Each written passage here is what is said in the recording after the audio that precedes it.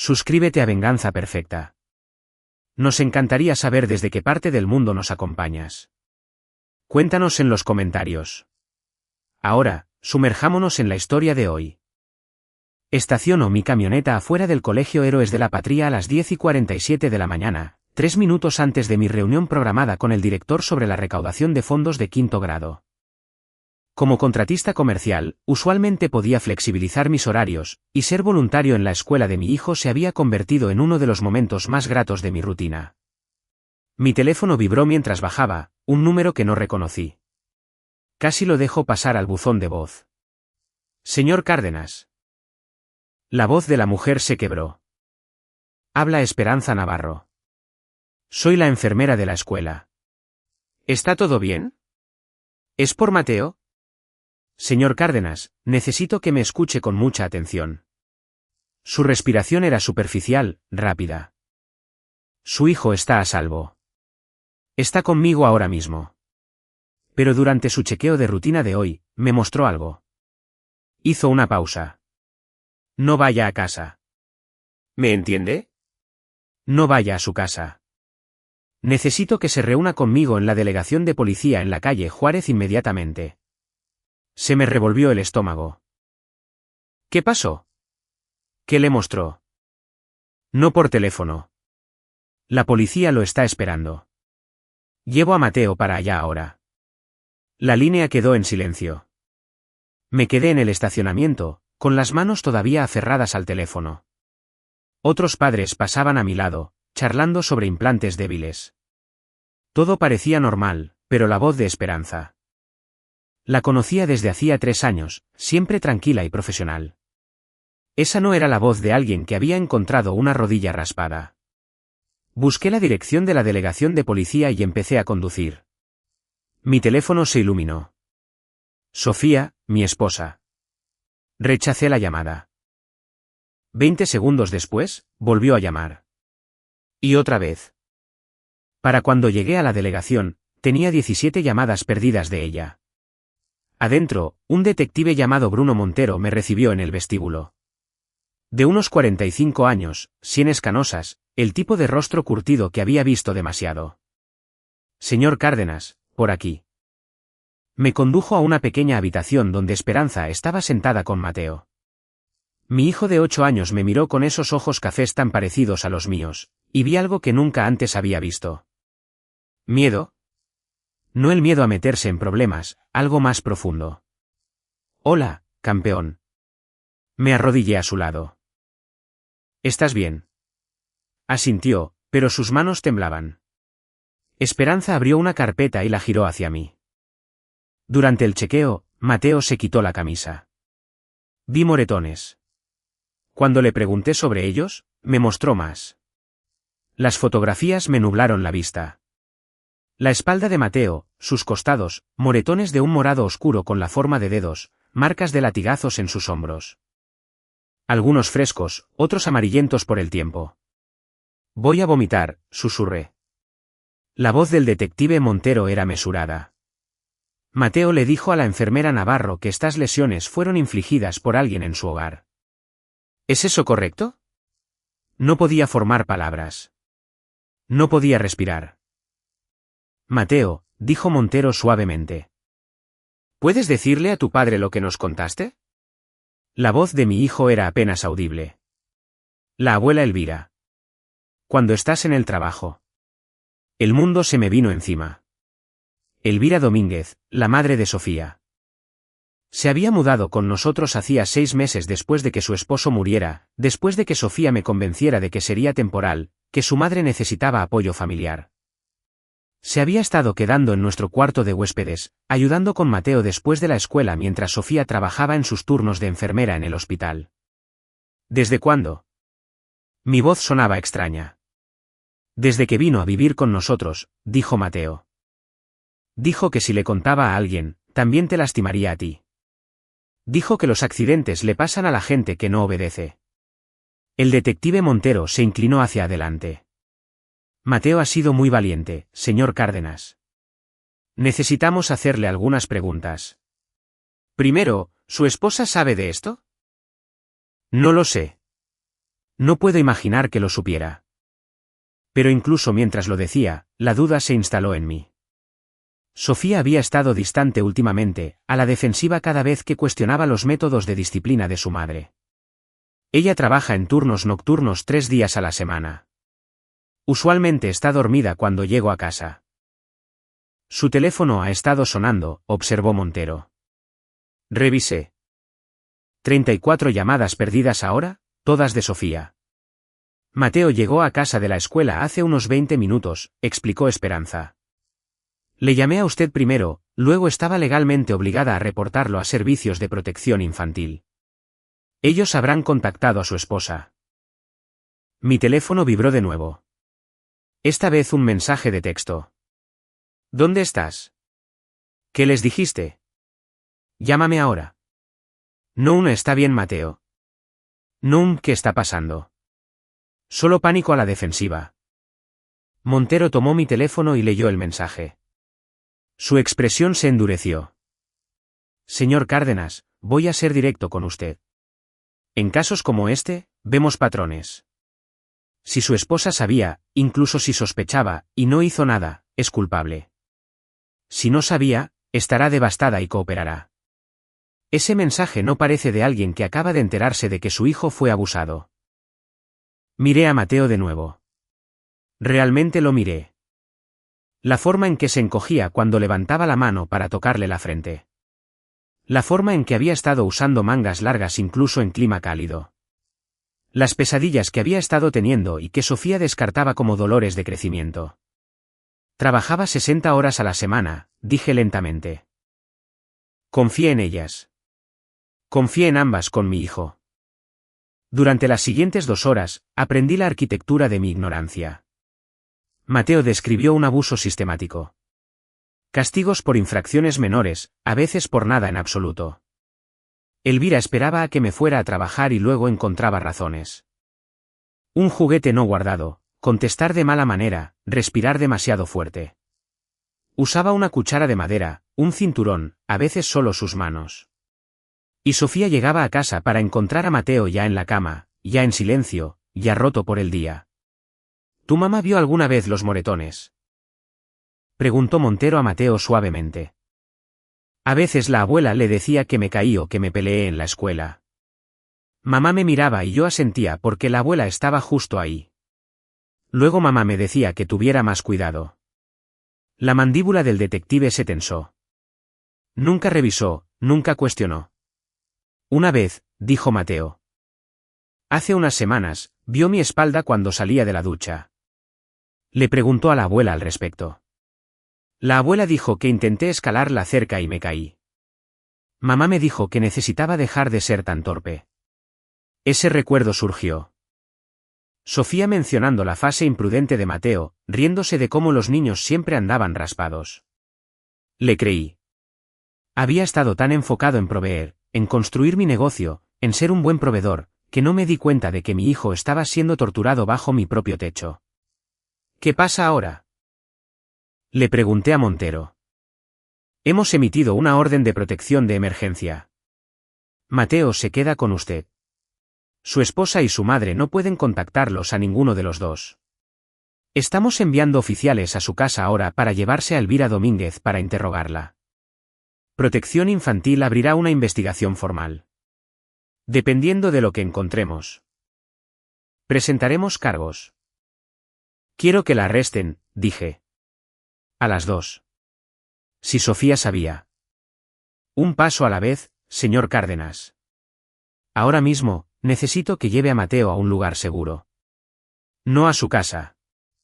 Tiene familiares, amigos. Pensé en mi hermano, Luis, que vivía al otro lado de la ciudad. Sí. Bien.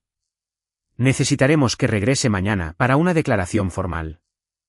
Mientras tanto, documente todo, cada detalle que recuerde que pueda ser relevante. Y señor Cárdenas, los ojos de Montero se encontraron con los míos, su hijo lo va a necesitar presente. No solo físicamente. Mentalmente. ¿Puede hacer eso? Miré a Mateo, pequeño y asustado en la silla de plástico. Puedo hacerlo. Lo que no dije fue que ya estaba planeando, ya calculando. Porque la ley haría lo que pudiera. Pero yo era Claudio Cárdenas, y había construido un negocio exitoso entendiendo el apalancamiento, los puntos de presión y cómo hacer que la gente enfrentara las consecuencias que pensaban que podían evitar. Elvira Domínguez había lastimado a mi hijo. Y supiera o no Sofía, ella no lo había protegido. Ambas aprenderían lo que significaba enfrentar a un padre que no tenía nada que perder y todo por lo que luchar. El departamento de Luis olía a café y a serrín.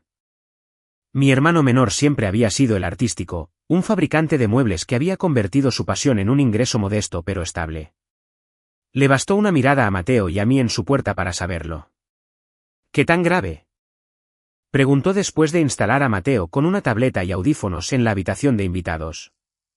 Le conté todo, vi cómo sus nudillos se ponían blancos alrededor de su taza de café. Elvira, dijo finalmente. Esa maldita santurrona. Sabía que algo no estaba bien con ella. ¿Recuerdas en la cena de Navidad? La forma en que corregía los modales de Mateo. Pensé que solo era anticuada. Debería haberlo visto. No. La voz de Luis fue cortante. No hagas eso. Confiaste en tu esposa. Confiaste en su madre. Es lo que se supone que debes hacer con la familia. Sofía sabía, Luis. Ese mensaje de texto. Ella sabía. Mi teléfono había estado vibrando intermitentemente.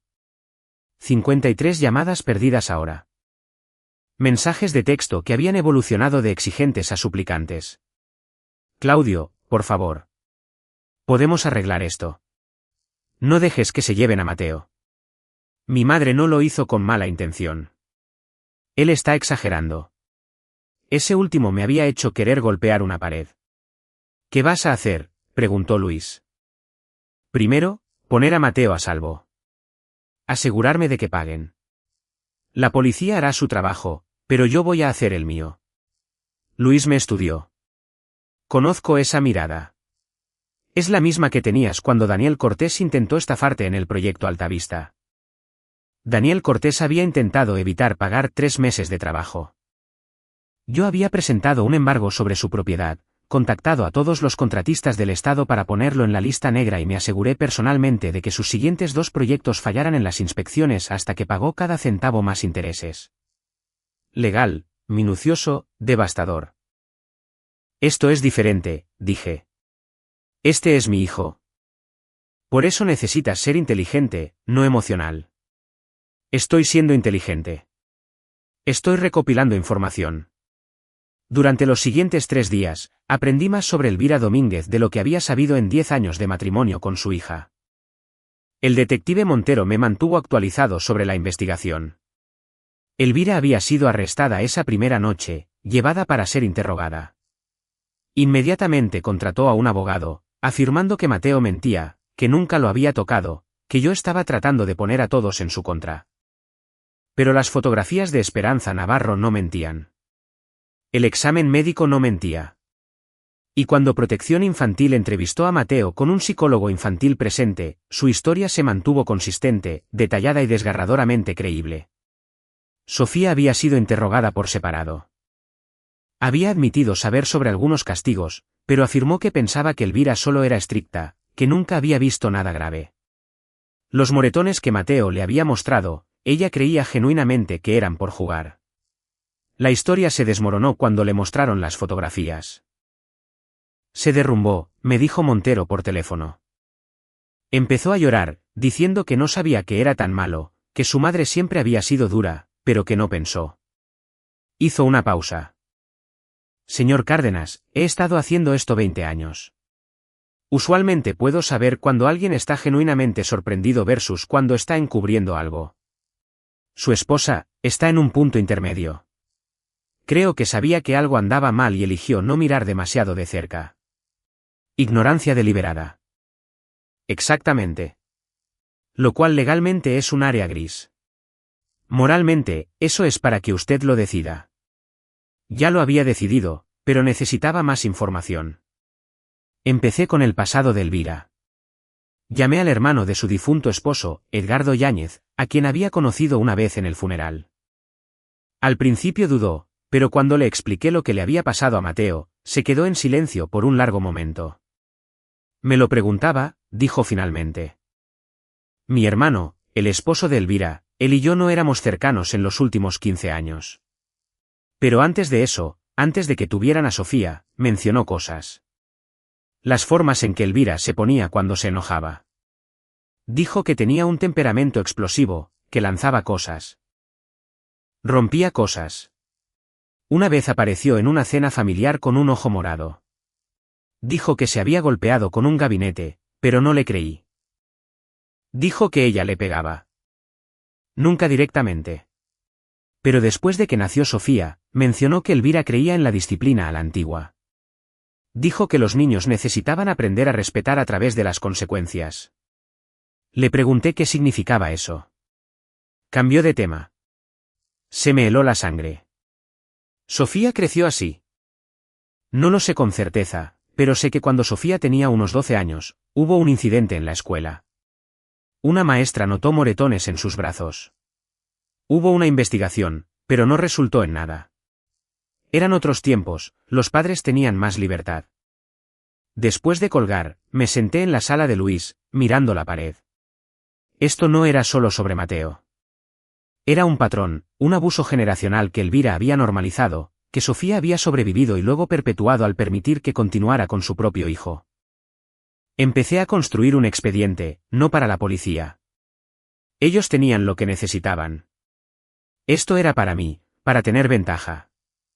Descubrí que Elvira había sido despedida de su último trabajo como enfermera de atención domiciliaria hace 3 años. La razón oficial fue reestructuración de personal, pero encontré a la mujer que había sido su supervisora, Susana Barrera, a través de LinkedIn. Aceptó reunirse conmigo en una cafetería. No puedo darle detalles específicos, dijo Susana con cuidado. Leyes de privacidad. Pero puedo decirle que tuvimos quejas, múltiples quejas de las familias de los pacientes sobre el temperamento de la señora Domínguez, la forma en que trataba a los pacientes difíciles. Intentamos reentrenarla, pero algunas personas no pueden cambiar. Cuando la despedimos, amenazó con demandar. Dijo que la estábamos discriminando por su edad. Demandó.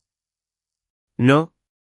Le ofrecimos un paquete de indemnización con la condición de que firmara un acuerdo de confidencialidad y aceptara no desprestigiar a la empresa. Lo aceptó. ¿Estaría dispuesta a testificar sobre su comportamiento si fuera necesario?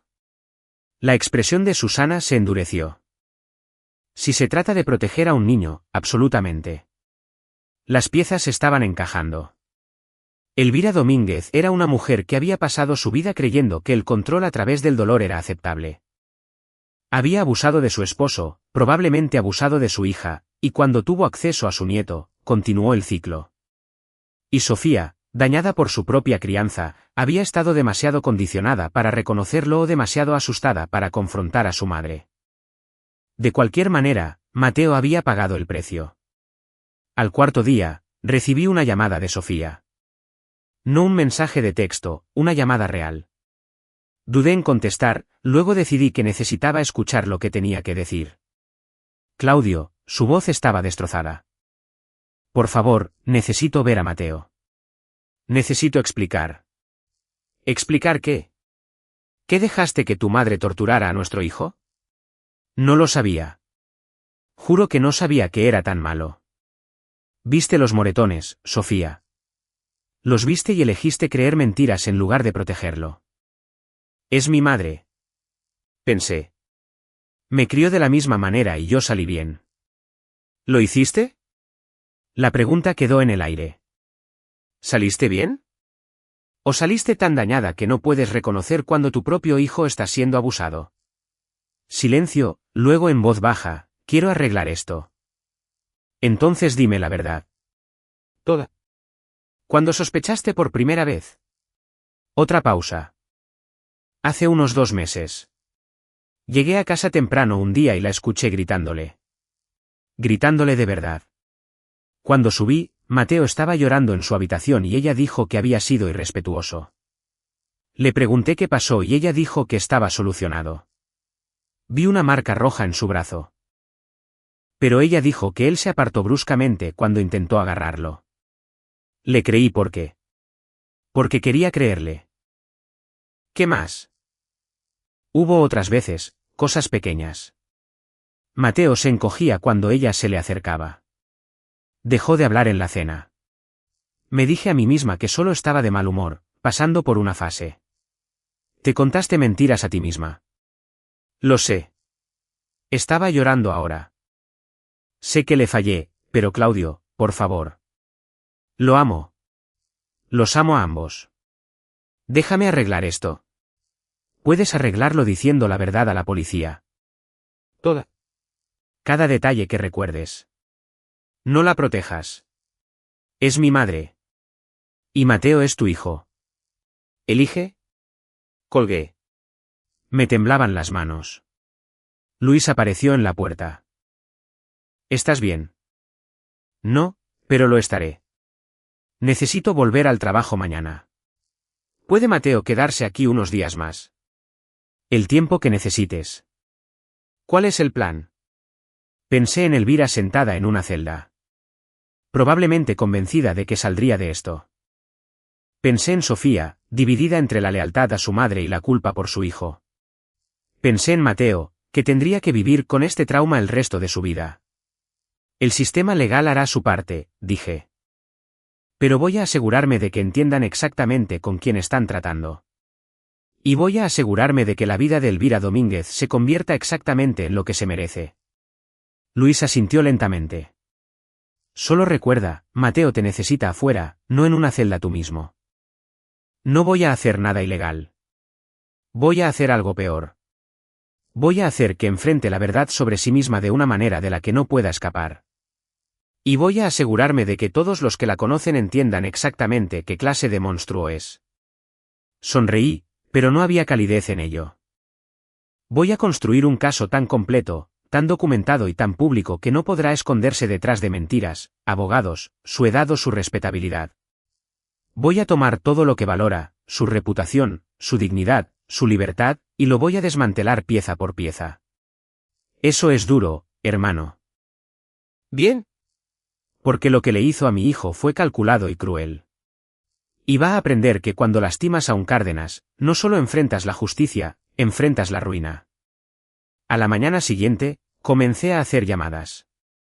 La audiencia preliminar estaba fijada para dentro de 2 semanas. Mientras tanto, trabajé. No solo en mi negocio de construcción, aunque me presentaba en las obras y mantenía las cosas en marcha. No, mi verdadero trabajo sucedía en los márgenes. Noches investigando, haciendo llamadas telefónicas, construyendo conexiones.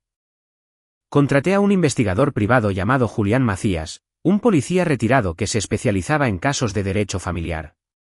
Necesito todo, le dije. La vida entera de Elvira Domínguez. Historial laboral, registros médicos si puedes conseguirlos, registros financieros, cualquiera que pueda tener información sobre su carácter. Julián cumplió. En una semana, tenía una carpeta de 2 pulgadas de grosor. Elvira había estado casada 2 veces antes del padre de Sofía. El primer matrimonio terminó después de 3 años. Los registros de divorcio citaban diferencias irreconciliables, pero localicé al ex esposo, que ahora vivía en Cancún. No quiso hablar de detalles, pero dijo, esa mujer tiene un demonio adentro. Salí de ahí antes de que me matara. El segundo matrimonio duró menos de 1 año. Ese ex esposo había fallecido, pero encontré a su hermana, Juana Ramos, que recordaba a Elvira claramente.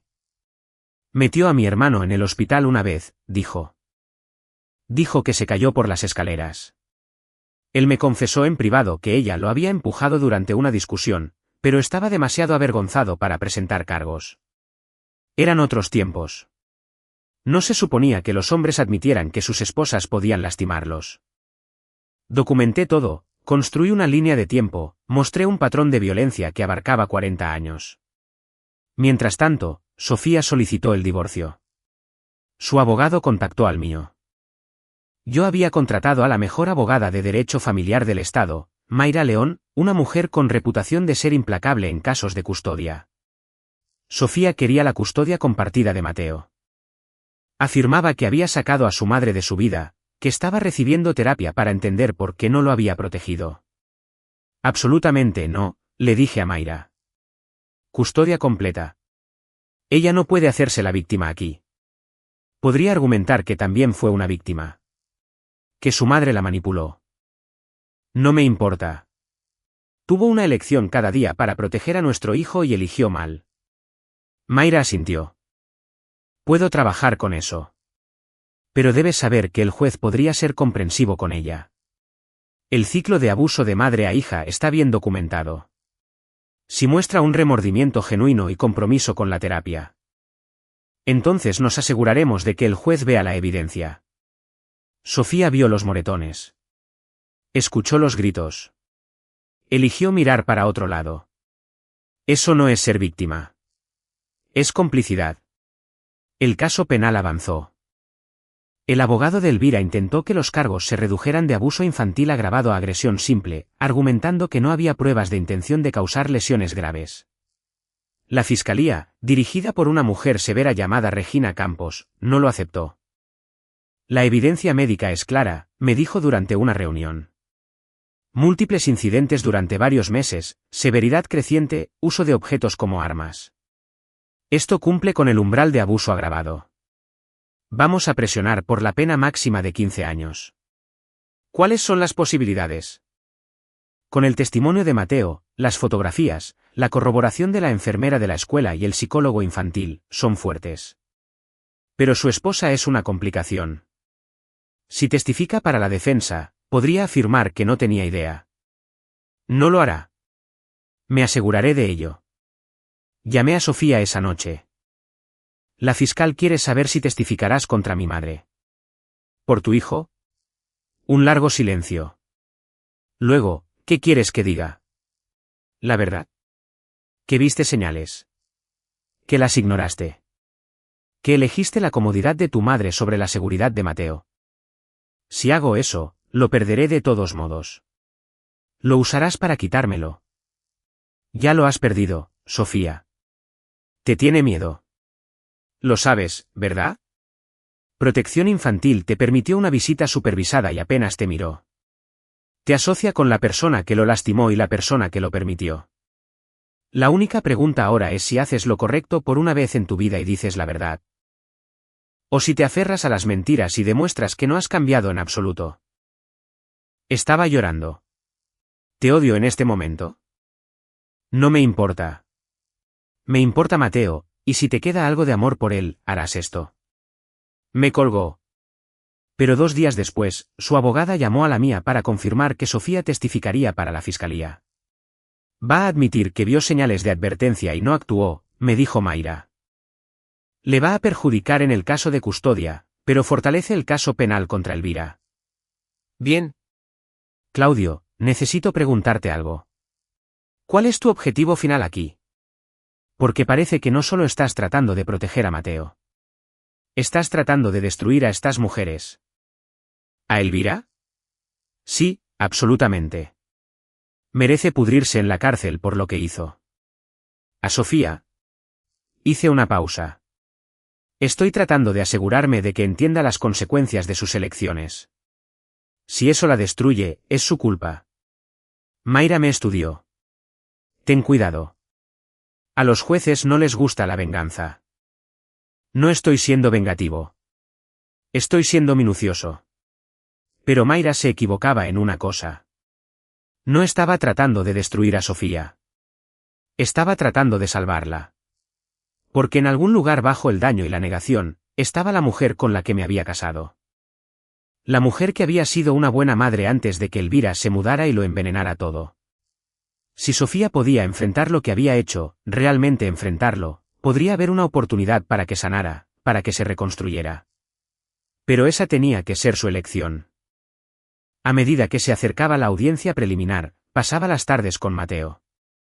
Estaba viendo a un terapeuta 2 veces por semana, un hombre amable llamado Dr. Germán Valdés, que se especializaba en trauma infantil. Lentamente, Mateo se estaba abriendo, hablando de lo que había sucedido, procesándolo.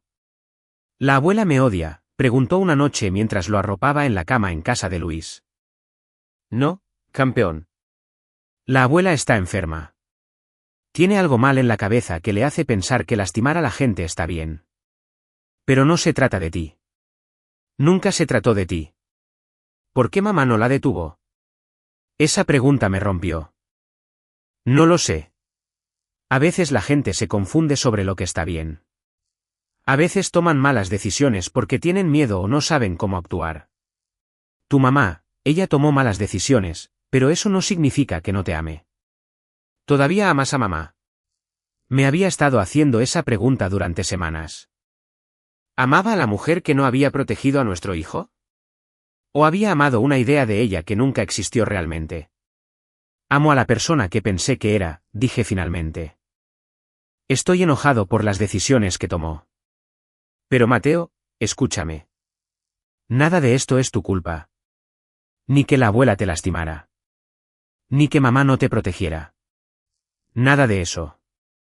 Eres la persona más valiente que conozco, y estoy muy orgulloso de ti. Me abrazó fuerte. Tengo miedo de la audiencia. No quiero verla. No tienes que testificar. La fiscal dijo que tu entrevista en vídeo es suficiente. Nunca tendrás que volver a verla si no quieres. ¿Lo prometes? ¿Lo prometo? Llegó la audiencia preliminar. Me puse mi mejor traje, el que guardo para reuniones importantes con clientes. Luis vino conmigo para apoyarme.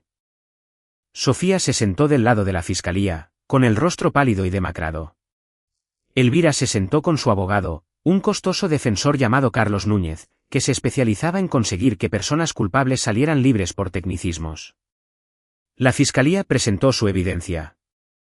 Fotografías que hicieron que los espectadores jadearan.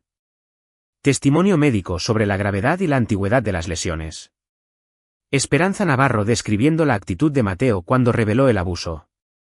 El psicólogo infantil explicando cómo el relato consistente y detallado de Mateo coincidía con patrones de trauma genuino en lugar de un testimonio ensayado. Luego reprodujeron la entrevista en vídeo. La pequeña voz de Mateo llenó la sala del tribunal, describiendo lo que había sucedido. Como la abuela se enojaba por cosas pequeñas. Como lo golpeaba con una cuchara de madera en la espalda, donde no se vería. Como le dijo que esto era lo que les pasaba a los niños malos. Que su padre se decepcionaría si supiera cuántos problemas causaba Mateo. Observé el rostro de Elvira. No mostró nada. Ni remordimiento, ni culpa, ni reconocimiento de que el niño que describía su tortura era su propio nieto. Se sentó allí como una estatua, y me di cuenta de algo. Ella realmente creía que no había hecho nada malo. En su mente, había estado disciplinando a un niño, enseñándole a respetar, haciendo lo que se suponía que debían hacer las abuelas. Fue entonces cuando supe que el caso penal no era suficiente.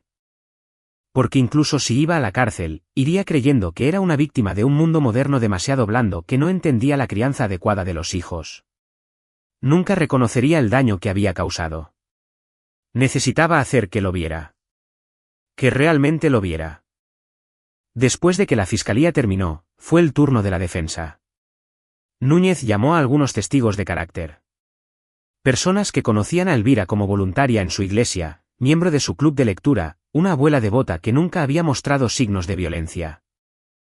Esta gente no la conoce, le susurré a Luis. Vieron la máscara.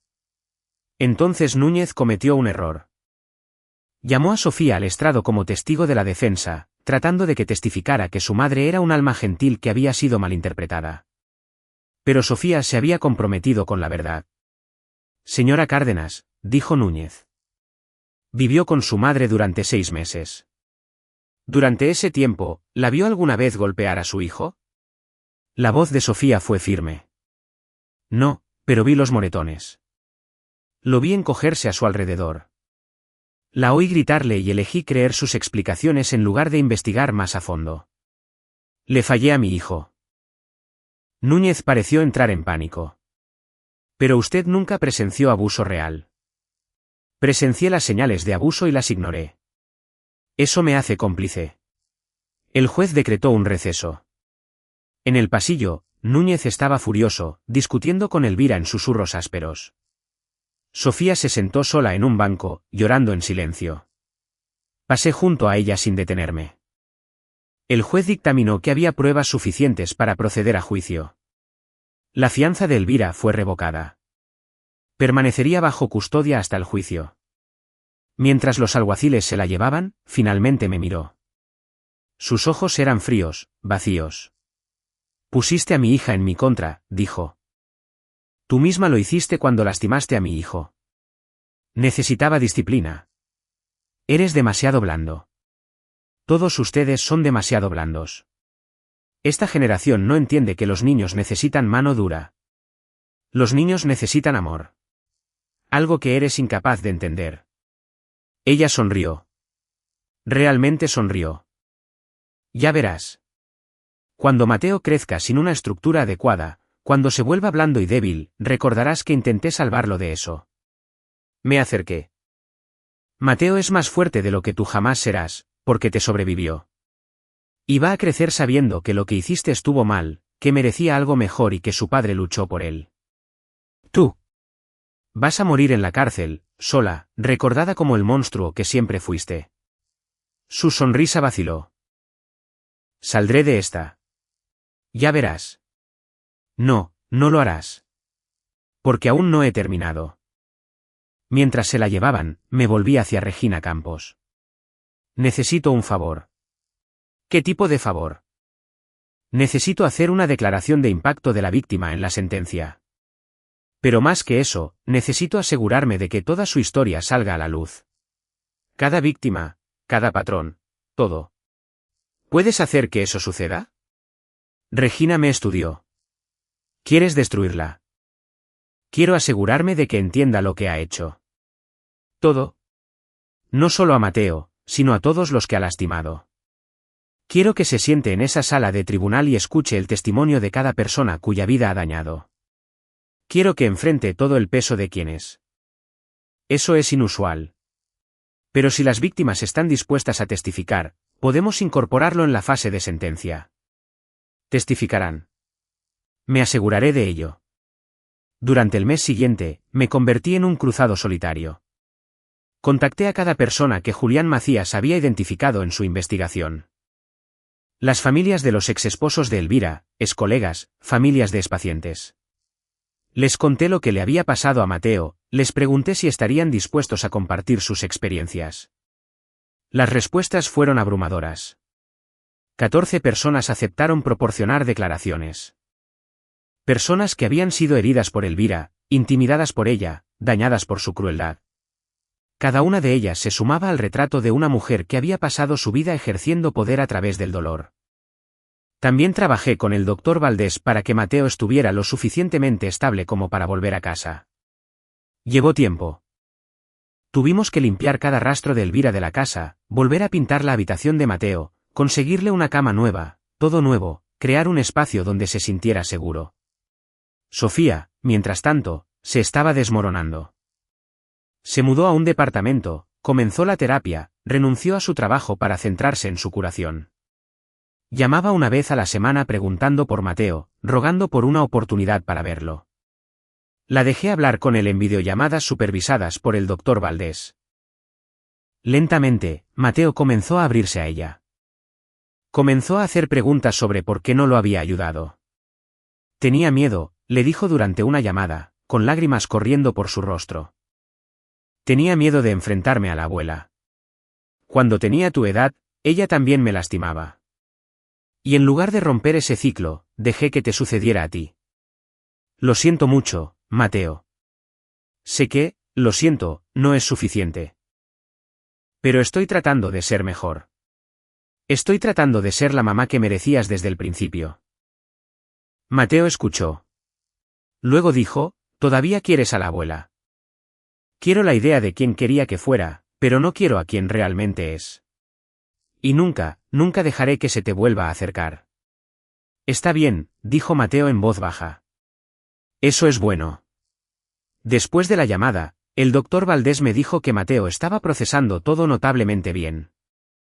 Es resiliente, pero va a necesitar consistencia, estabilidad.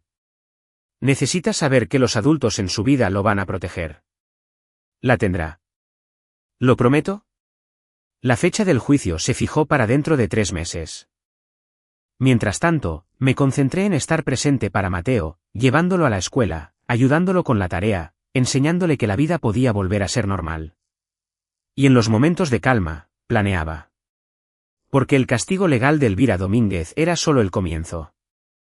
Lo que tenía en mente era algo mucho más completo. Algo que aseguraría que entendiera plena y completamente la devastación que había causado.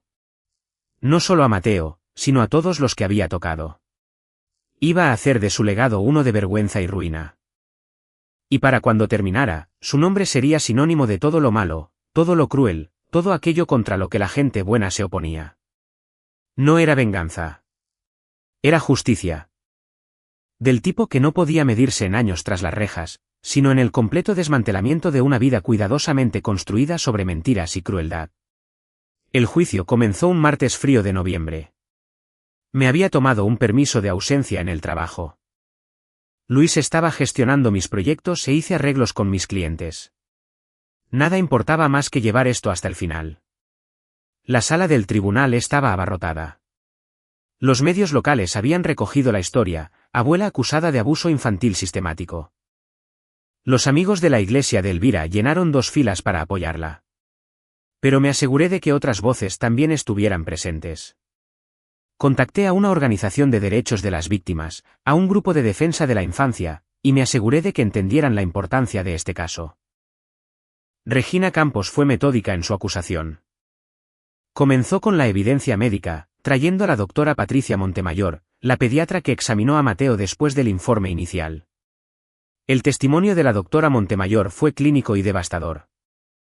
Describió cada lesión en detalle, explicó cómo el patrón y la antigüedad de los moretones indicaban un abuso repetido durante un periodo prolongado.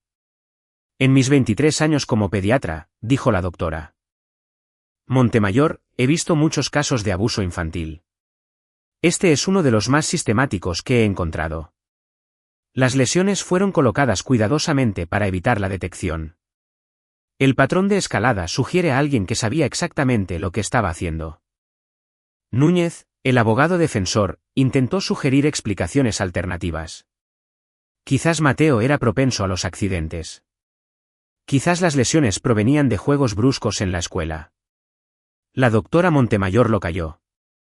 Estas lesiones son consistentes con un trauma infligido, no con una lesión accidental. Los patrones de los moretones coinciden con marcas de agarre y golpes con objetos. No hay ambigüedad aquí. Luego, Regina llamó a Esperanza Navarro. La enfermera de la escuela describió la actitud de Mateo cuando reveló el abuso, el miedo, los temblores, la forma en que le hizo prometer que no le diría a nadie hasta que pudiera protegerlo. Estaba aterrorizado, dijo Esperanza. No de meterse en problemas por contarlo. Estaba aterrorizado de lo que pasaría si su abuela se enteraba. Ese no es el comportamiento de un niño que inventa historias. Es el comportamiento de un niño que vive con miedo. La defensa intentó pintar a Esperanza como alguien que reaccionaba de forma exagerada, que veía abuso donde solo había disciplina estricta. Pero Esperanza se mantuvo firme. He sido enfermera escolar durante 15 años. Sé la diferencia entre un niño que ha sido disciplinado y un niño que ha sido abusado. Mateo Cárdenas fue abusado. Luego vino el doctor Valdés, quien testificó sobre sus sesiones con Mateo. Los síntomas de trauma son consistentes con un abuso prolongado. Mateo exhibe hipervigilancia, conductas de evitación y recuerdos intrusivos. Estos no son síntomas fabricados. Son indicadores genuinos de un trauma psicológico significativo. La defensa no pudo hacerlo flaquear. Núñez intentó sugerir que Mateo había sido entrenado por mí o por la fiscalía. El doctor Valdés explicó con calma cómo los profesionales capacitados pueden detectar testimonios ensayados y que nada en la revelación de Mateo sugería influencia externa. El niño está diciendo la verdad sobre sus experiencias, dijo el doctor Valdés con firmeza. Y esas experiencias fueron traumáticas. A lo largo de todo esto, Elvira permaneció con el rostro impávido. Sin emoción, sin reacción. Vestía ropa conservadora, su cabello canoso recogido, interpretando el papel de una anciana respetable. Pero yo podía ver a través de ello, podía ver el desprecio en sus ojos cuando los testigos describían lo que había hecho. El caso de la fiscalía duró 3 días. El cuarto día, reprodujeron el testimonio en vídeo de Mateo. Ya lo había visto varias veces, pero verlo en una sala de tribunal llena de extraños se sintió diferente. Se sintió expuesto. Mi hijo, describiendo su tortura con esa voz pequeña y valiente. Varios miembros del jurado se secaron los ojos. Los amigos de la iglesia de Elvira parecían incómodos, pero Elvira misma no mostró nada. Cuando la fiscalía terminó, Núñez presentó una defensa débil. Llamó a testigos de carácter que testificaron que Elvira era una abuela devota, una vecina amable, una fiel miembro de la iglesia. Pero bajo el contrainterrogatorio, Regina consiguió que cada uno de ellos admitiera que nunca habían visto a Elvira interactuar con Mateo en privado, nunca habían presenciado su estilo de crianza, solo conocían la imagen pública que ella presentaba. Núñez intentó llamar a Sofía para que testificara que su madre nunca había sido violenta. Pero Sofía todavía estaba en la lista de testigos de la fiscalía. Y cuando Regina la llamó de nuevo, ella reafirmó su testimonio anterior. Mi madre creía en la disciplina dura, dijo Sofía. Crecí con ella. Lo normalicé. Cuando vi señales de que estaba lastimando a Mateo, me dije a mí misma que solo era su forma de enseñarle a respetar. Estaba equivocada. Debería haberlo protegido, y viviré con ese fracaso por el resto de mi vida. Pero su madre nunca tuvo la intención de causar un daño grave, presionó Núñez. La intención no importa cuando un niño está sufriendo. Ella sabía lo que estaba haciendo. Eligió hacerlo. Y eligió amenazarlo para que guardara silencio. Eso no es disciplina, es abuso. La defensa terminó después de 2 días. Los alegatos finales estaban programados para el lunes siguiente. Pasé el fin de semana con Mateo, tratando de mantener las cosas normales. Fuimos al parque, vimos películas, preparamos la cena juntos. Parecía más ligero de alguna manera, como si testificar, incluso a través de un vídeo, le hubiera quitado un peso de encima. Papá, dijo el sábado por la noche después del juicio. Todo volverá a la normalidad. No sé si algo volverá a ser exactamente como antes, dije honestamente. Pero construiremos una nueva normalidad, una mejor. Tendré que volver a ver a la abuela. ¿Nunca? No si tú no quieres. Bien. Hizo una pausa. ¿Y mamá? Esa pregunta fue más difícil. ¿Tú qué quieres? No lo sé. Todavía estoy enojado con ella, pero a veces la extraño. Como era antes de que viniera la abuela. Está bien sentir ambas cosas, estar enojado y extrañarla. Las personas son complicadas. ¿Tú todavía estás enojado con ella? Sí, pero también espero que pueda cambiar. Que pueda convertirse en la persona que necesitas que sea. Yo también. El lunes, Regina Campos pronunció un alegato final que fue tanto apasionado como preciso. Guió al jurado a través de cada pieza de evidencia, cada testimonio, construyendo un caso irrefutable de que Elvira Domínguez había abusado sistemáticamente de su nieto. Esto no fue disciplina, dijo Regina. No fue una abuela tratando de enseñar a respetar. Esto fue crueldad. Fue una mujer que disfrutaba ejerciendo poder sobre un niño indefenso. Y cuando ese niño finalmente encontró el coraje para hablar, lo amenazó. Le dijo que, los accidentes le pasan a la gente que no obedece. Eso no es amor. Eso es terrorismo. Hizo una pausa, dejando que las palabras calaran. Mateo Cárdenas tiene 8 años. Debería estar preocupado por la tarea, los videojuegos y hacer amigos.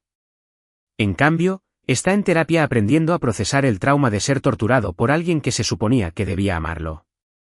La defensa quiere que crean que esto es un malentendido. Que las acciones de la señora Domínguez fueron malinterpretadas. Pero la evidencia es clara. Las lesiones son reales. El miedo es real. El trauma es real. Y Elvira Domínguez es culpable. El alegato de Núñez fue predecible. Intentó pintar a Elvira como una víctima de las diferencias generacionales, alguien cuyos métodos de disciplina anticuados habían sido malinterpretados por un mundo moderno hipersensible. Sugirió que Mateo podría haber exagerado, que los niños a veces inventan historias para llamar la atención. No funcionó. Incluso yo podía ver que el jurado no se lo estaba creyendo. El juez dio las instrucciones.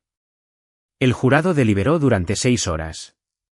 Cuando regresaron, sus rostros estaban sombríos. ¿Ha llegado el jurado a un veredicto? Sí, su señoría. En el cargo de abuso infantil agravado, ¿cómo lo encuentran? Culpable. Elvira no se inmutó, no reaccionó, solo se sentó allí con el rostro impávido como si esto le estuviera sucediendo a otra persona. En el cargo de poner en peligro a un menor, ¿cómo lo encuentran? Culpable. En el cargo de hacer amenazas terroristas a un menor, ¿cómo lo encuentran? Culpable. 3 veredictos de culpabilidad. Sentencia máxima posible, 22 años. El juez programó la sentencia para dentro de 3 semanas. Mientras los alguaciles se llevaban a Elvira, finalmente me miró. Y sonrió. Esa misma sonrisa fría y vacía. No has ganado, dijo en voz baja mientras pasaba. No hice nada malo. Fue entonces cuando supe lo que tenía que hacer para la audiencia de sentencia.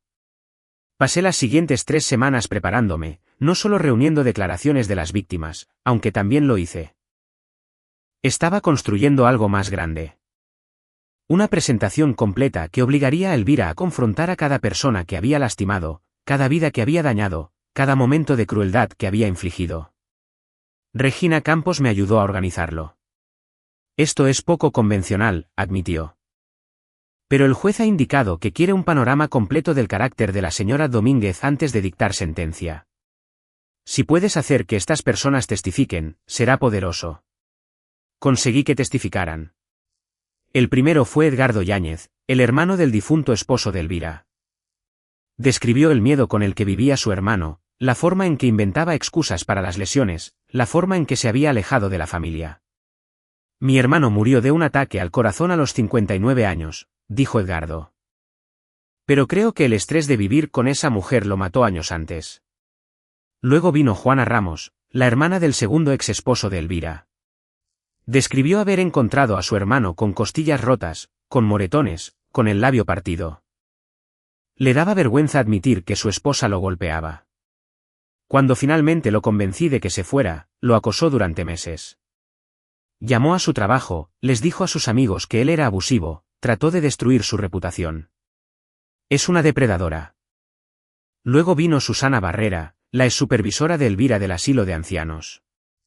Describió las quejas de las familias de los pacientes sobre el trato brusco, sobre cómo Elvira perdía los estribos con los pacientes difíciles, sobre el abuso emocional disfrazado de cuidado firme. No pudimos probar nada procesable, dijo Susana. Pero nunca me he sentido peor por dejar ir a alguien sin una documentación formal. Sabía que era peligrosa. Simplemente no tenía la evidencia para detenerla. Uno por uno, testificaron. 14 personas cuyas vidas se habían cruzado con Elvira Domínguez y habían salido dañadas. El retrato que surgió fue el de una mujer que había pasado décadas lastimando a la gente y justificándolo como fortaleza, disciplina o amor duro. A lo largo de todo esto, Elvira permaneció inexpresiva. Su abogado objetó repetidamente, afirmando que esto era perjudicial, que el comportamiento pasado no debería influir en la sentencia. El juez desestimó cada objeción. El carácter de la señora Domínguez es directamente relevante para la sentencia, dijo el juez. Quiero entender a quién estoy sentenciando. Era mi turno. Mi declaración de impacto de la víctima. Me paré en el podio, mirando directamente a Elvira. Mi hijo tiene 8 años. Antes de que usted entrara en nuestras vidas, era feliz, seguro de sí mismo, lleno de energía y curiosidad. Usted le quitó eso. Lo golpeó, lo aterrorizó y le enseñó a tener miedo en su propia casa. Y lo hizo mientras me sonreía a la cara. Mientras pretendía ser una abuela amorosa. Hice una pausa. Pero lo que la hace verdaderamente malvada no es solo lo que le hizo a Mateo. Es que no cree que haya hecho nada malo. Se ha sentado durante todo este juicio sin mostrar una pizca de remordimiento. Ha escuchado testimonios sobre el dolor que ha causado y no siente nada, porque en su mente estaba justificada. Estaba enseñando. Estaba disciplinando. Estaba haciendo lo que había que hacer. Me incliné hacia adelante. ¿Sabe lo que espero? Espero que pase cada día de su sentencia en prisión pensando en Mateo. En lo que está superando. En cómo está aprendiendo que el amor no requiere dolor. Que la familia no significa miedo.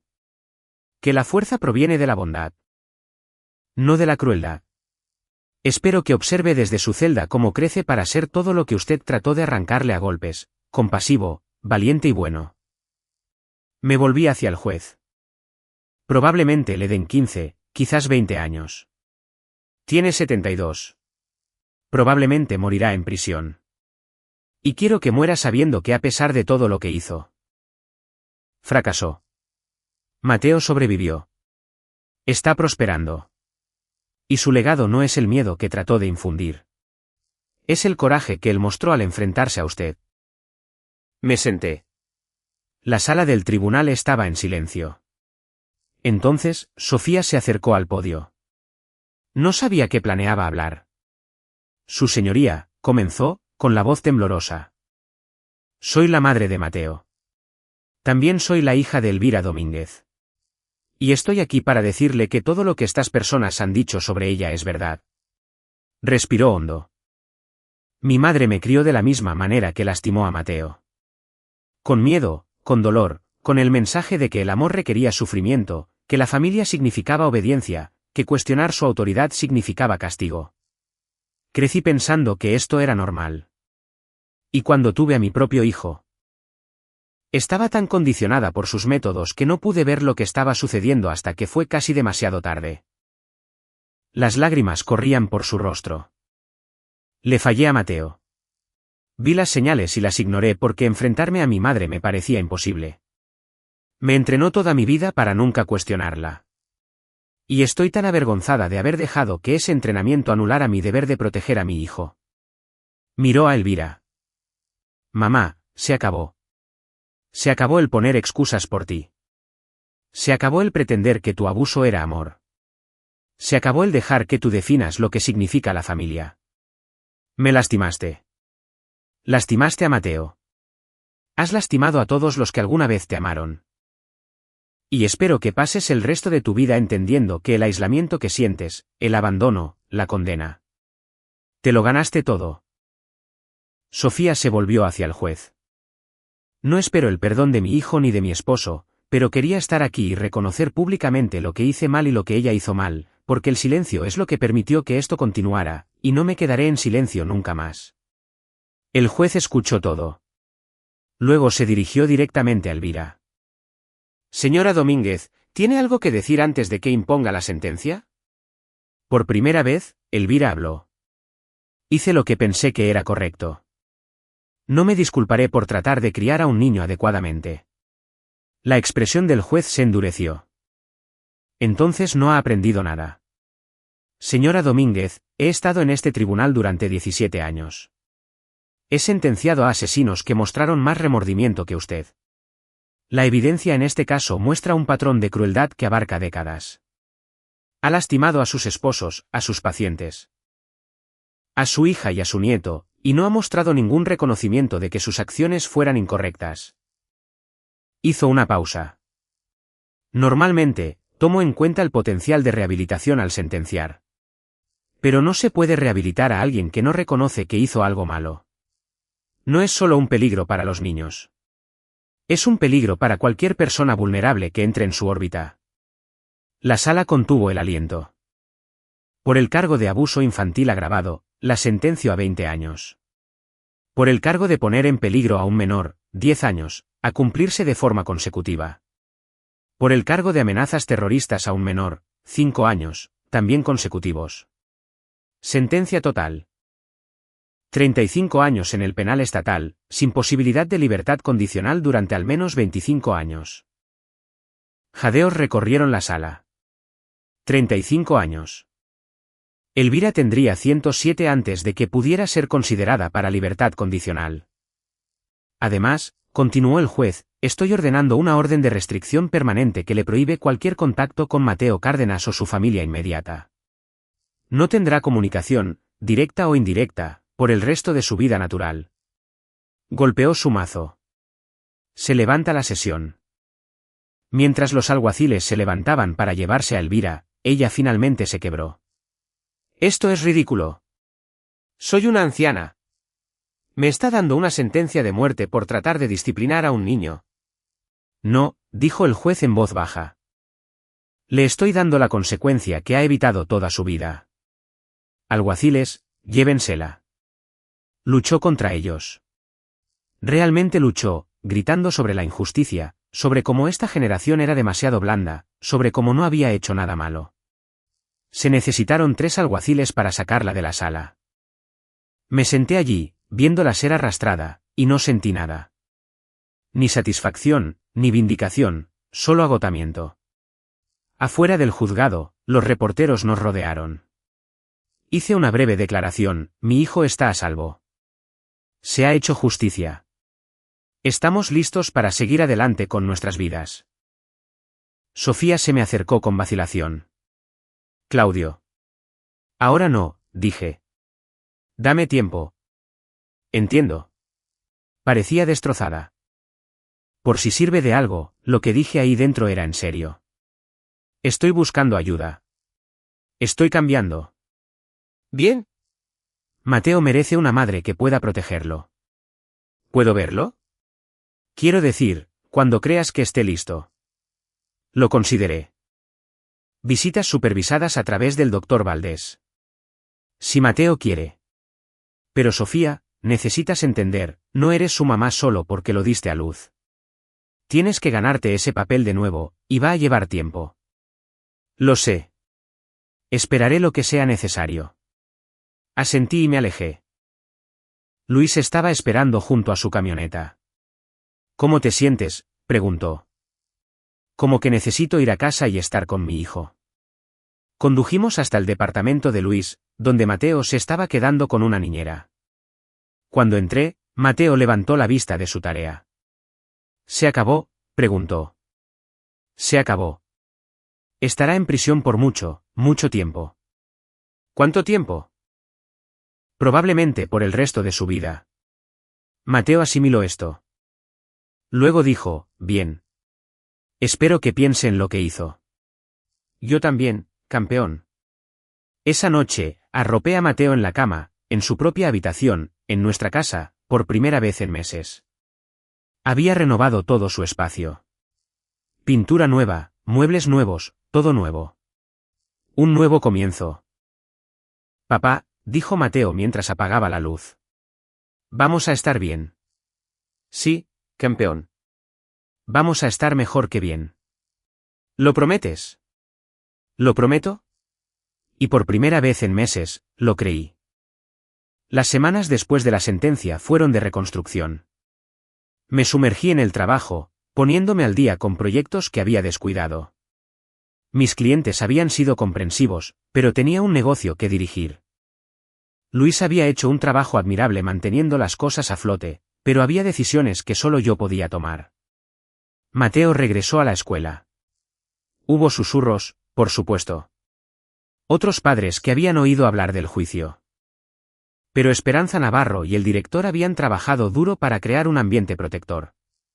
Los maestros vigilaban. Los consejeros se acercaban. Lentamente, la confianza de Mateo regresó. El Dr. Valdés continuó las sesiones de terapia 2 veces por semana. Está procesando notablemente bien, me dijo el terapeuta. Los niños son resilientes, y Mateo tiene sistemas de apoyo fuertes. Las pesadillas están disminuyendo. La hipervigilancia sigue ahí, pero mejorando. ¿Y Sofía?, pregunté. Ha estado preguntando más por ella. Es natural. Es su madre.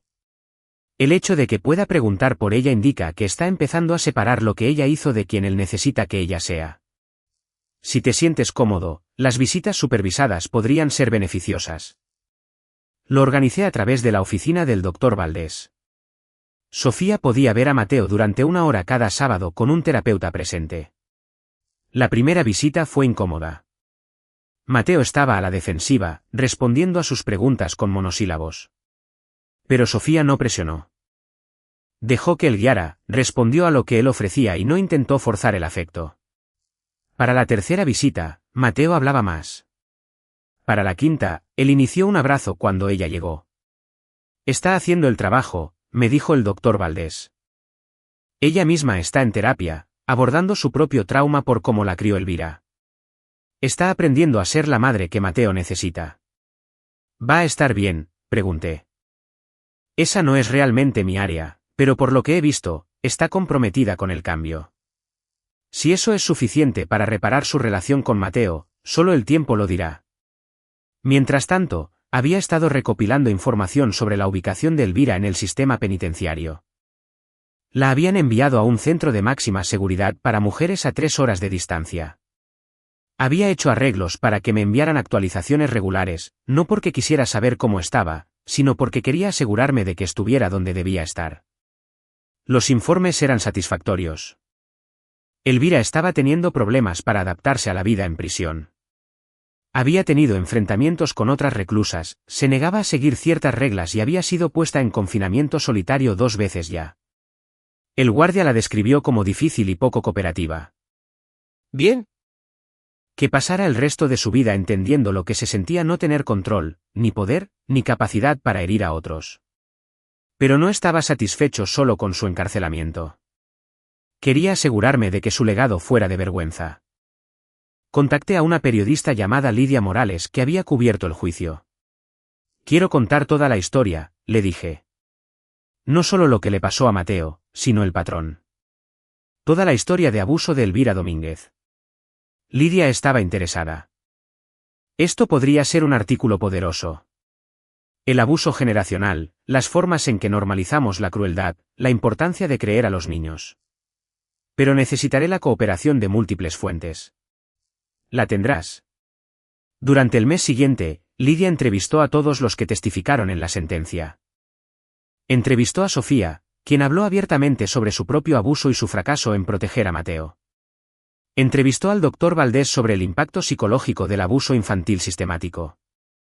Me entrevistó a mí sobre el momento en que me enteré de lo que había sucedido y la lucha por obtener justicia. El artículo se publicó como una serie de 3 partes en el periódico de mayor circulación del estado, El Sol de la Ciudad, la creación de un monstruo, como Elvira Domínguez se salió con la suya durante décadas de abuso. Fue minucioso, bien investigado y condenatorio. La respuesta fue abrumadora. Las noticias locales lo recogieron. Los medios nacionales solicitaron entrevistas. Grupos de defensa de las víctimas se comunicaron para agradecerme por hablar. Y lo más importante, otros sobrevivientes comenzaron a presentarse. Personas que habían sido heridas por Elvira de maneras que ni siquiera sabíamos. Un exvecino describió cómo Elvira había abusado de su posición como maestra voluntaria de catecismo, usando castigos corporales en los niños sin el conocimiento de sus padres. Una mujer que había sido paciente cuando Elvira trabajaba como enfermera de atención domiciliaria describió haber sido atormentada emocionalmente, que su dolor fuera desestimado, que le dijeran que era débil y patética cuando pedía ayuda. Cada nueva historia se sumaba al retrato. Cada una confirmaba lo que siempre había sabido. Elvira no era solo una abuela que había cometido un error. Era una depredadora que había pasado toda su vida lastimando a personas vulnerables. Compilé todo en un archivo completo y se lo envié a la fiscalía. No sé si algo de esto amerita cargos adicionales, escribí, pero quiero documentarlo. Quiero un registro que muestre exactamente quién era. Regina Campos me llamó una semana después. Estamos investigando los incidentes del catecismo. La prescripción podría ser un problema, pero estamos explorando opciones. Como mínimo, estamos agregando esto a su expediente permanente. Bien. Claudio, necesito preguntar. ¿Por qué estás haciendo esto? Ya está en prisión.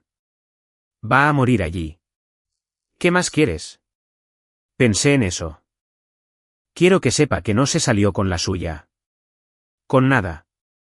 Quiero que entienda que cada persona que lastimó, cada vida que dañó, todos la vemos por lo que es. Y quiero asegurarme de que su nombre se convierta en una advertencia. Que cuando la gente escuche, Elvira Domínguez. No piensen en una anciana respetable. Piensen en lo que sucede cuando la crueldad no se controla.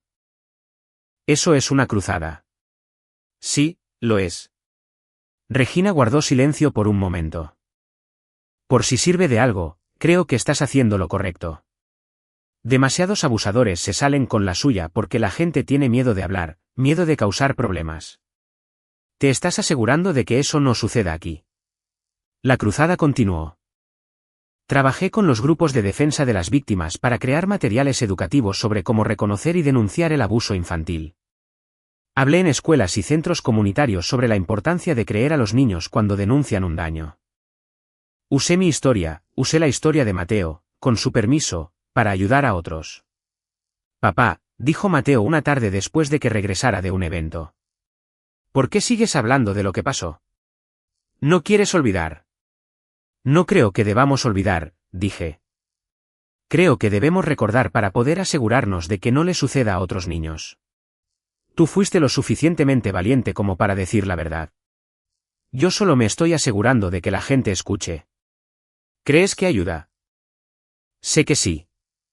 He tenido padres que se me acercan después de las charlas y dicen que reconocieron señales de advertencia en sus propias familias. Maestros que dijeron que estarán más vigilantes. Niños que dijeron que se sintieron lo suficientemente valientes como para hablar sobre sus propias situaciones. Cada persona a la que ayudamos hace que lo que pasaste signifique algo. Mateo consideró esto. Entonces me alegro de que lo estés haciendo. 6 meses después de la sentencia, Sofía solicitó la custodia parcial. Mayra León, mi abogada, aconsejó precaución. Ha mostrado un esfuerzo genuino, dijo Mayra. Ha completado su programa de terapia, ha mantenido un empleo estable, ha asistido a cada visita supervisada con Mateo. El tribunal podría ser comprensivo. ¿Qué quiere Mateo? Esa es la pregunta, ¿no es así? Le pregunté. Estábamos sentados en la mesa de la cocina trabajando en su proyecto de ciencia sobre el sistema solar. Mateo, tu mamá quiere que te quedes con ella a veces, como cada 2 fines de semana. ¿Cómo te sientes al respecto? No respondió de inmediato.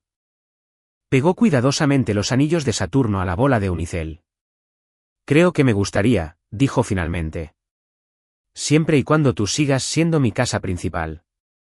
Y siempre y cuando la abuela nunca pueda venir. La abuela nunca vendrá. Eso está garantizado. Y siempre tendrás un hogar conmigo. Entonces, está bien. Mamá ha sido amable en nuestras visitas. Ahora escucha. Me pregunta qué pienso en lugar de decirme qué pensar. Eso es bueno. Eso es muy bueno. No me opuse a la petición de Sofía. El juez concedió la custodia limitada. Cada 2 fines de semana con la condición de que Elvira nunca pudiera estar presente y que Sofía continuara su terapia. El primer fin de semana que Mateo fue a quedarse con ella, estaba ansioso. Pero cuando lo recogí el domingo por la noche, estaba sonriendo. Hicimos panqueques, dijo. Y mamá me dejó elegir la película. Vimos la de superhéroes que yo quería. ¿Suena bien? ¿Lo fue? Ella es diferente ahora. ¿Mejor? Lenta y cuidadosamente, Sofía estaba reconstruyendo. No la relación que habíamos tenido, esa estaba rota sin posibilidad de reparación. Sino algo nuevo.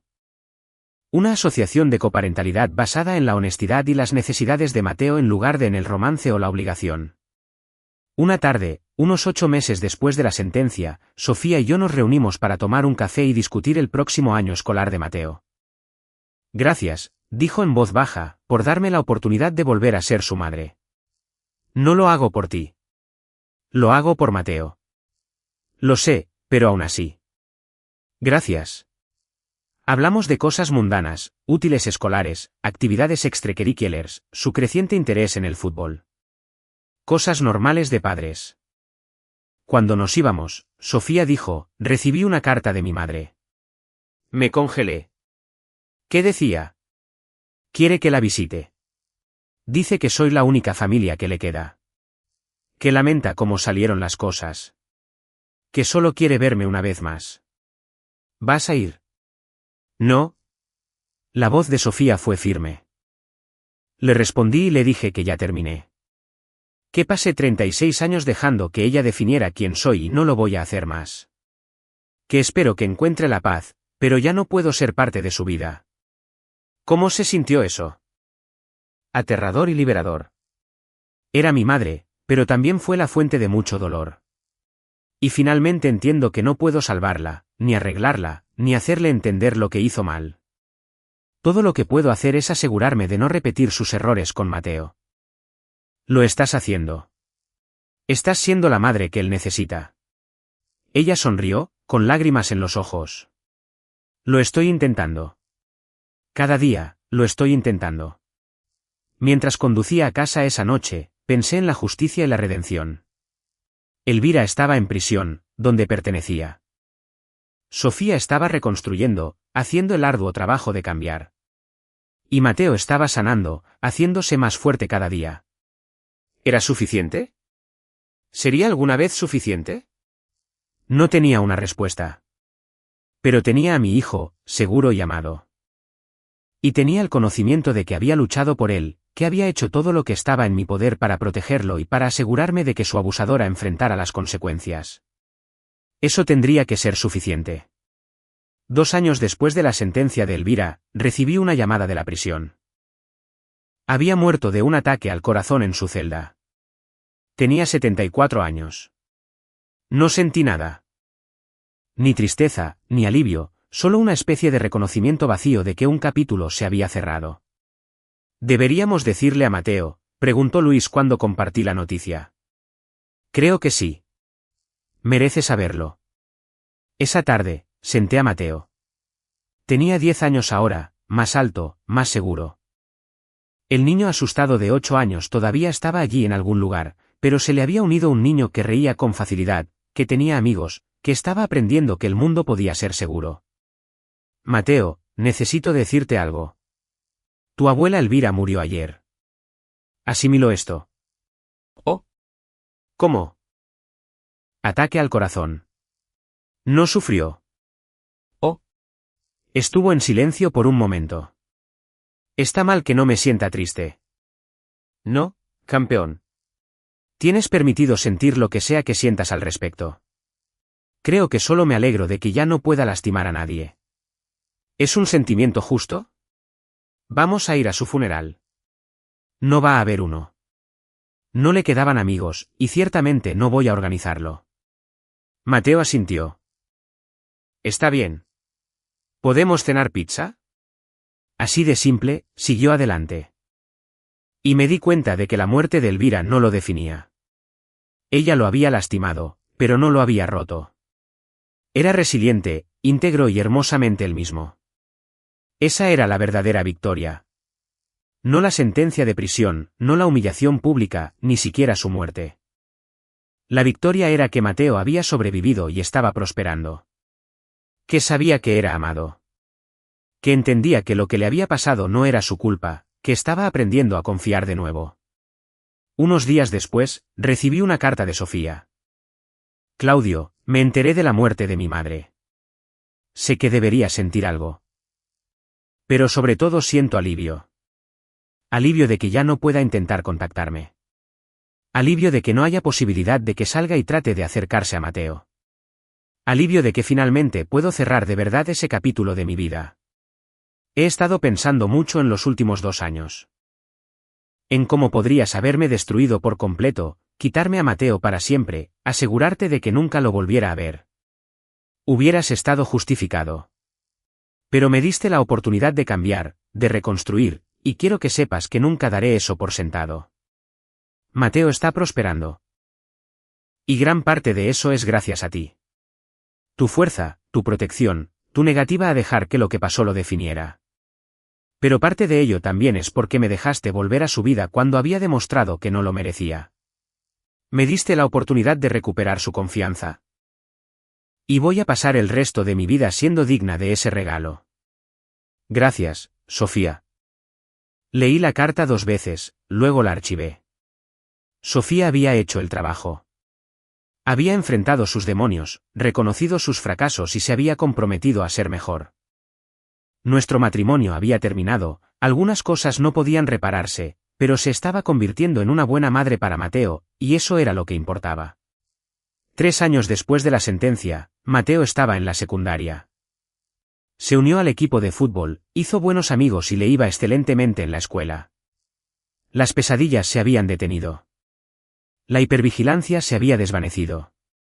Era solo un chico normal con un pasado complicado que estaba aprendiendo a integrar en quien se estaba convirtiendo. Una tarde, llegó a casa de una pijamada en casa de su amigo con aire pensativo. «Papá, ¿puedo preguntarte algo?» «Siempre». «¿Crees que lo que pasó con la abuela me hizo más fuerte?» «Como todo el mundo dice, lo que no te mata te hace más fuerte, pero ¿es eso cierto?» Consideré mi respuesta cuidadosamente. Creo que eres fuerte por quien eres, no por lo que te pasó. Lo que la abuela hizo estuvo mal. Te lastimó. Pero la forma en que lo sobreviviste, la forma en que fuiste lo suficientemente valiente para decir la verdad, la forma en que lo has superado, esa es tu fuerza, no el abuso en sí. Entonces, seguirías siendo fuerte aunque no hubiera pasado. Sí, pero quizás no lo sabrías todavía. A veces no descubrimos nuestra fuerza hasta que nos ponen a prueba. Desearía no haber sido puesto a prueba. Yo también, campeón. Yo también.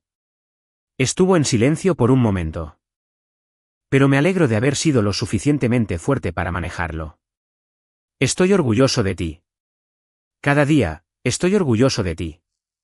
4 años después de la sentencia, fui invitado a hablar en una conferencia nacional sobre la defensa de la infancia. Mi historia, la historia de Mateo, se había convertido en un caso de estudio sobre cómo manejar la revelación, cómo apoyar a los sobrevivientes, cómo asegurar la rendición de cuentas. De pie en ese escenario, mirando a cientos de trabajadores sociales, maestros, consejeros y defensores, sentí el peso de lo que habíamos pasado, pero también sentí el poder de lo que habíamos logrado. Hace 4 años, les dije, mi hijo le mostró a la enfermera de su escuela moretones en su espalda.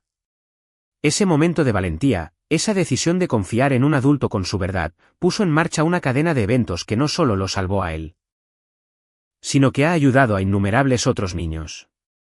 Porque escuchamos. Porque le creímos. Porque tomamos acción.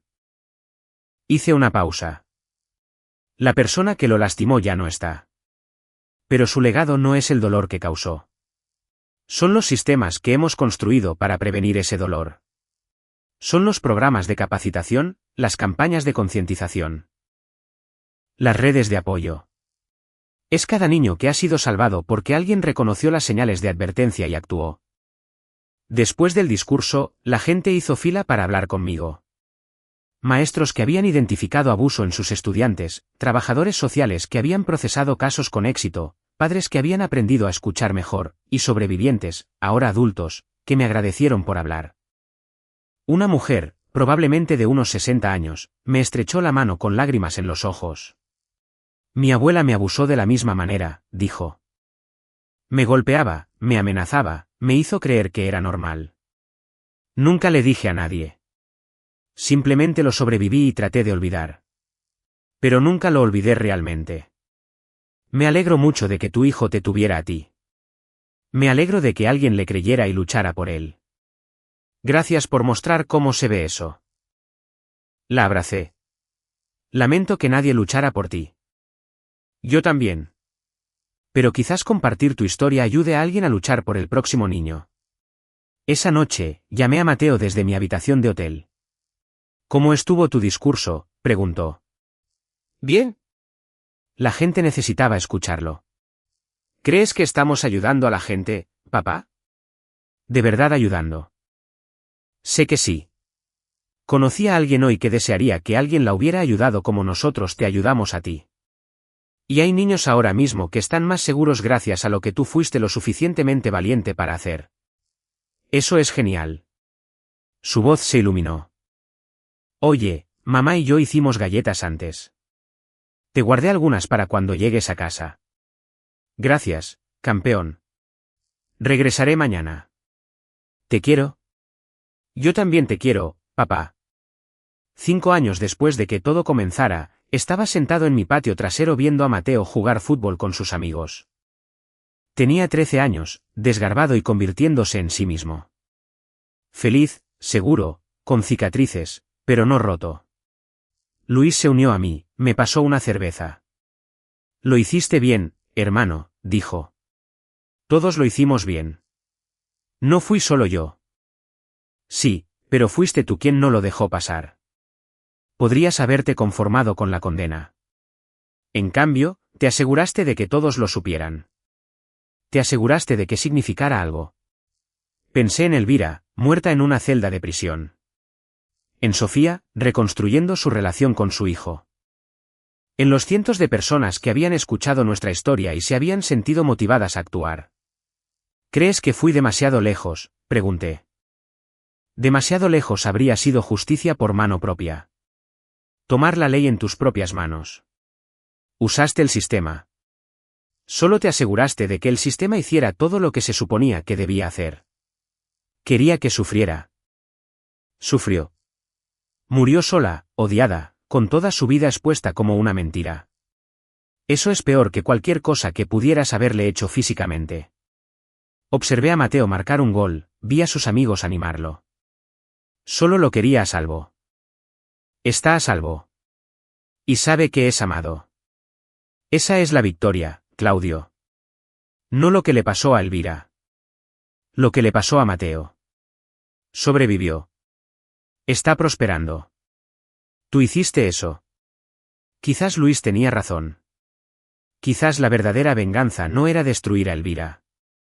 Era reconstruir a Mateo. Mostrarle que él importaba más que la persona que lo lastimó. Enseñarle que la supervivencia no se trataba solo de aguantar, sino de florecer a pesar de todo. Esa tarde, Mateo y yo nos sentamos en el porche trasero comiendo helado. Papá, ¿puedo decirte algo? ¿Siempre? A veces todavía pienso en lo que pasó. No en pesadillas ni nada. Solo en recordar. Es normal. Lo sé. El doctor Valdés dice que es parte del proceso. Pero quería decirte que cuando recuerdo ahora. No solo recuerdo las cosas malas. Te recuerdo a ti viniendo a buscarme ese día. Recuerdo sentirme seguro de nuevo. Recuerdo a todos los que me ayudaron. Y eso hace que las cosas malas se sientan más pequeñas. Se me hizo un nudo en la garganta. ¿Bien? Eso es muy bueno, Mateo. Creo que estoy bien, papá. ¿Cómo, realmente bien? Creo que tú también lo estás. Nos sentamos allí mientras el sol se ponía. Padre e hijo, sobrevivientes de una pesadilla que nos había puesto a prueba pero no nos había derrotado. Y en ese momento, supe que todo lo que había hecho, la investigación, el juicio, la cruzada para exponer la historia de Elvira, todo había valido la pena. Porque Mateo estaba bien. Y esa era la única victoria que realmente importaba. Y ahí lo tienen. Otra historia llega a su fin. ¿Qué les pareció? Me encantaría leer sus opiniones en los comentarios a continuación. Si disfrutaron de esta historia, consideren unirse a nuestra comunidad suscribiéndose. Significa mucho para nosotros. Para más historias como esta, echen un vistazo a los vídeos recomendados en pantalla. Y nos vemos en la próxima.